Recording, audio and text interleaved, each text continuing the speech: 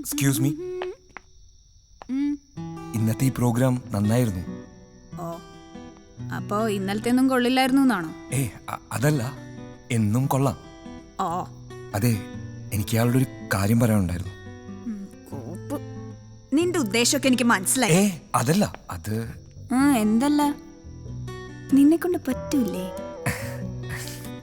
അത് എനിക്ക് ഇയാളെ മാരേജ് ചെയ്യണമെന്നുണ്ടായിരുന്നു.